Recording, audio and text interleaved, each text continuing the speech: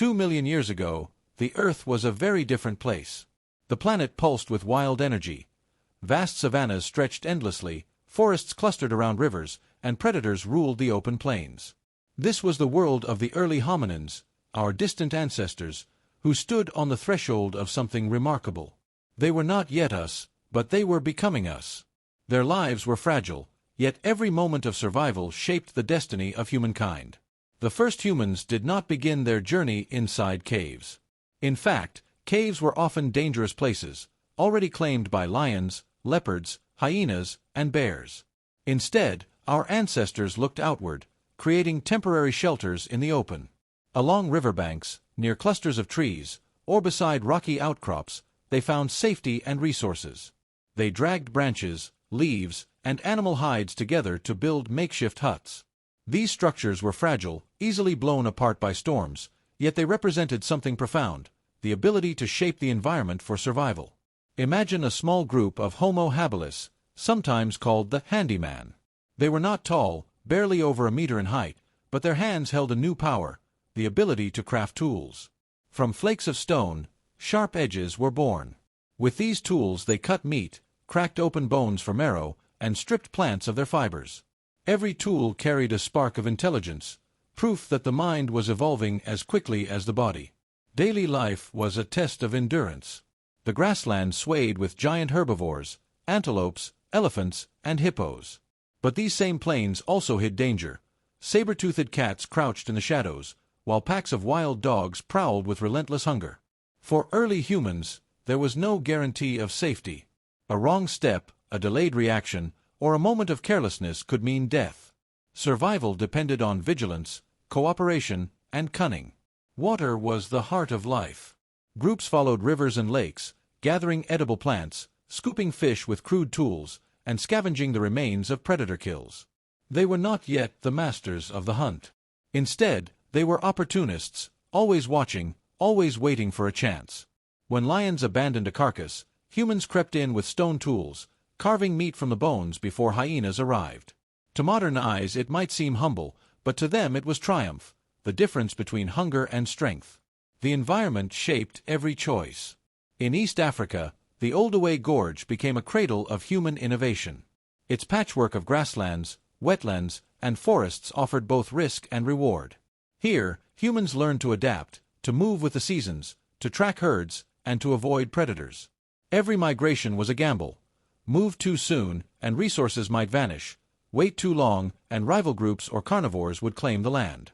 These decisions required foresight, a spark of planning that set humans apart from other creatures. But even in their vulnerability, something extraordinary was growing: social bonds. Humans were not the strongest animals, nor the fastest, nor the fiercest. Their strength lay in unity. Around the fireless nights, they huddled together for warmth.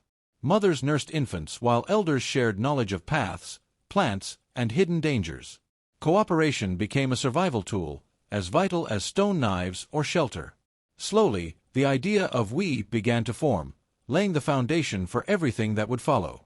Predators stalked, storms raged, and hunger pressed like a shadow, yet humans endured. Each generation carried the lessons of the last: which plants healed, which animals threatened, where the rivers flowed in dry seasons. Memory became a living map, and through shared memory, humans stepped beyond instinct into the realm of culture.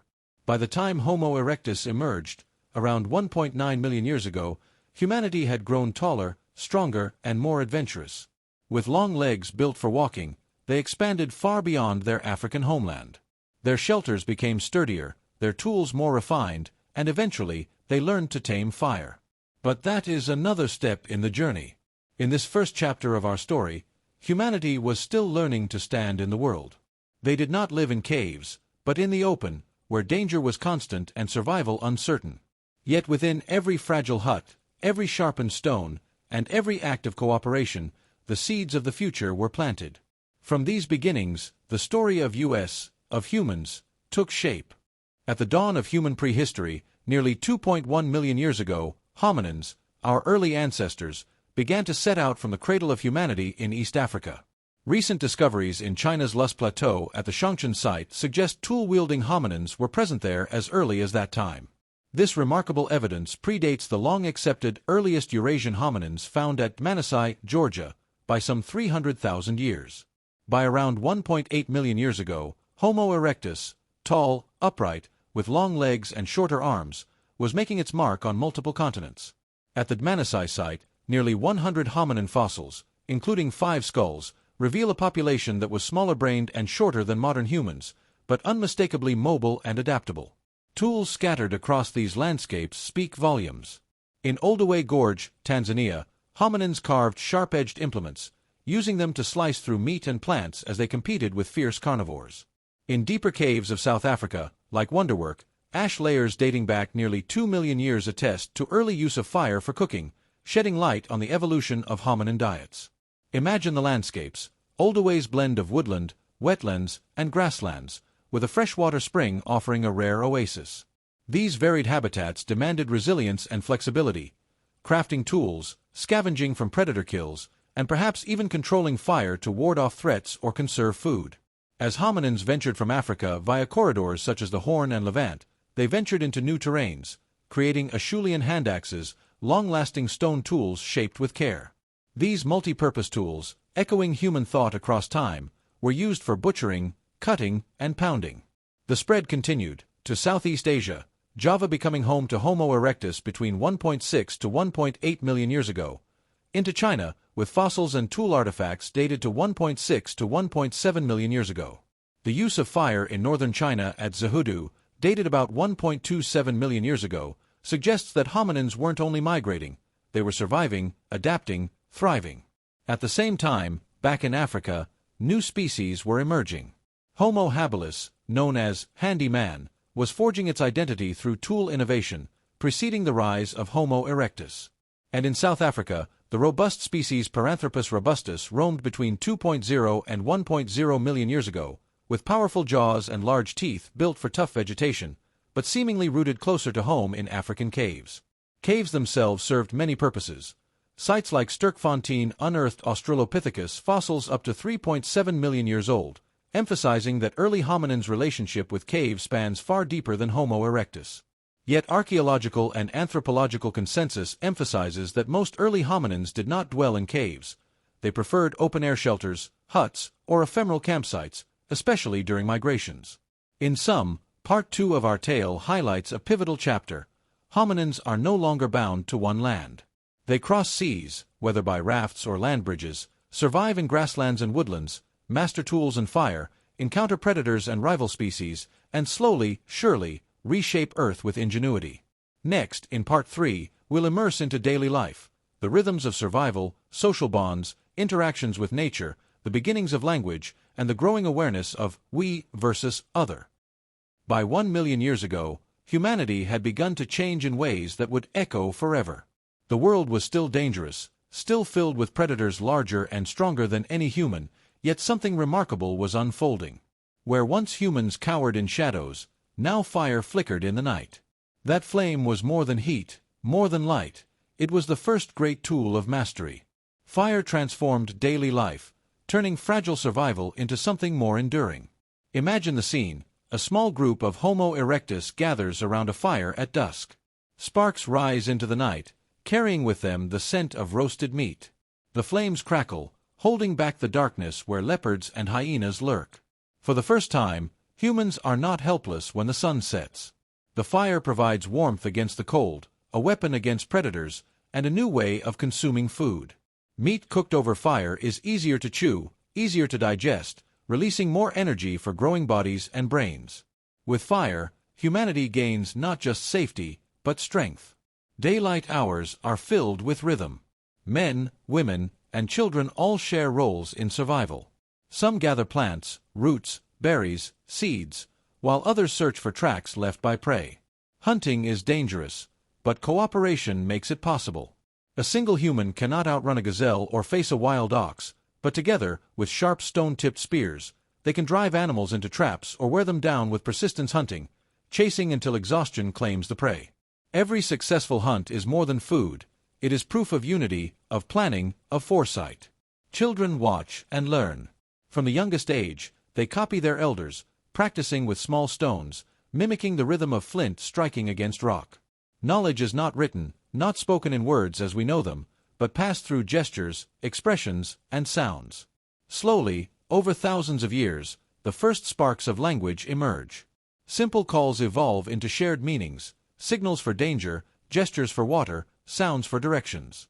Communication grows richer, binding groups together in ways no other animal could match. Life is harsh, yet it has its moments of peace. At midday, families rest beneath trees, chewing fibrous plants or cracking nuts with stones. Laughter, rudimentary but real, fills the air as children chase each other across the grass. Bonds deepen as mothers share food with orphans, as elders teach the young to shape tools or recognize dangerous plants. In these small acts, culture is born. Humanity is no longer defined only by survival, but by the ability to share, to remember, to plan. Still, every day brings danger. Droughts parch the land, forcing groups to wander further for water. Storms flood rivers, washing away shelters. Rival groups of humans sometimes clash, competing for the same resources. Bones found at ancient sites reveal skull fractures and broken limbs, evidence of conflict as much as cooperation. Life is fragile, but resilience is stronger. For every loss, there is adaptation. For every threat, a new tool or strategy emerges. Perhaps the most profound change lies not in tools or fire, but in the mind. Around the fire at night, after the day's hunt, after the dangers have passed, humans begin to wonder. They look at the stars scattered across the sky, glowing like sparks frozen in eternity. They hear the cries of predators in the dark. They see the faces of their dead, gone but not forgotten. And something stirs, curiosity, imagination, perhaps even the earliest form of belief. Burial sites from later times suggest that humans did not simply discard their dead, they honored them, covered them, remembered them. Here, in the quiet of the night, the human spirit awakens. Step by step, these changes separate humans from all other creatures. Fire teaches patience and control. Tools teach foresight and skill. Language teaches unity. And social bonds teach compassion. Each of these is a thread, and together they weave the first fabric of civilization. The humans of 1 million years ago cannot imagine what their descendants will build, but they have set the foundation. Without realizing it, they have created a world where survival is not just instinct, but choice, memory, and hope. The journey is far from over. Ice ages loom ahead, forcing humans into new trials. New species will rise, Neanderthals in Europe, Denisovans in Asia, and eventually, Homo sapiens in Africa. The story of humanity will grow more complex, more dangerous, and more extraordinary. But in this moment, around the fire, early humans have already changed the course of history. They have taken the first true step toward becoming us. By 200,000 years ago, a new kind of human walked the earth. They looked much like us, tall, upright, with faces we would recognize in a mirror. Their skulls were rounder, their brains larger, and their hands more skilled. These were the Homo sapiens, the wise humans, and they carried within them the seeds of everything that would come: art, belief, cities, and empires. But their beginning was as humble, as fragile, and as uncertain as those who came before. Africa remained their cradle. In the shifting savannas and forests, early sapiens lived in small bands, rarely more than a few dozen people. Their lives were still a struggle against hunger, predators, and the elements. But compared to their cousins, Neanderthals in Europe and Denisovans in Asia, they held an advantage that was not strength of muscle, nor sharpness of claw, but flexibility of mind. Where others adapted slowly to their environment, sapiens adapted their environment to themselves. The proof lay in their tools. From carefully shaped stone blades to bone needles, early sapiens crafted objects with precision and creativity. They learned to tie fibers into rope, to stitch hides into clothing, to carve wood into handles. And with every new tool, their reach expanded. They were no longer bound to warm grasslands. With fire and clothing, they braved the cold. With rafts, they crossed rivers and seas. By 70,000 years ago, small groups were leaving Africa, spreading into Asia, Europe, and beyond. But tools were only part of the story. Around the fire, sapiens spoke, not in grunts or gestures alone, but in true language. With words, they could plan hunts days in advance, share stories of distant rivers, or warn of hidden dangers. Words created memory that lasted beyond a single lifetime. For the first time, knowledge was not just survival, it was legacy. And with language came imagination. In caves like Chauvet in France and Blombos in South Africa, sapiens painted animals on walls, etched symbols into stone, and strung beads from shells. These were not tools for survival, but expressions of something deeper. They revealed the birth of culture, the idea that life was not only about living, but about meaning. Animals were painted with reverence, dances were performed in the flicker of firelight, and myths began to take shape. In these moments, the human mind crossed into realms no other creature had entered. Still, life remained harsh. The Ice Age advanced, cloaking much of the world in cold. Great beasts roamed the earth: mammoths, woolly rhinoceroses, and giant cave bears. Yet sapiens thrived where others faltered. Neanderthals, though powerful and skilled, could not withstand the pressures of shifting climate and competition. By 40,000 years ago, they were gone, absorbed in part by interbreeding, but mostly vanished. The world was left to sapiens, who pressed ever onward. Across continents, humans left their mark. In Australia, they carved out lives in harsh deserts and tropical coasts. In the frozen north, they hunted reindeer and bison, building shelters from bones and hides. In the Americas, they followed game across land bridges, spreading from tundra to forests, from mountains to plains. Everywhere they went, they adapted, survived, and transformed the land. No longer wanderers alone, they were pioneers. With the end of the Ice Age came new possibilities. The climate warmed, plants grew in abundance, and humans discovered that they could do more than gather, they could cultivate. Seeds planted in the ground grew into fields of grain. Animals tamed became companions and sources of food. Villages formed, then towns, then cities. What had once been small bands of wanderers became the first civilizations: Mesopotamia, Egypt, the Indus Valley, China. Humanity stepped into history. And yet, within those ancient cities, the echoes of the past still lingered. Fires still burned at the center of gatherings. Stories still bound communities together. Tools had become bronze and iron, but their purpose remained the same: to adapt, to endure, to create. The huts of Oldaway, the fires of Homo erectus, the painted caves of our ancestors, all led here, to walls of stone and temples that reached toward the heavens. From fragile shelters on the African plains to the rise of mighty civilizations, the journey of humanity was never easy. It was shaped by hunger and hope, by danger and discovery, by loss and persistence. But at every stage, humans carried forward the same spark: the drive to learn, to imagine, to build a future beyond mere survival. This is the story of us.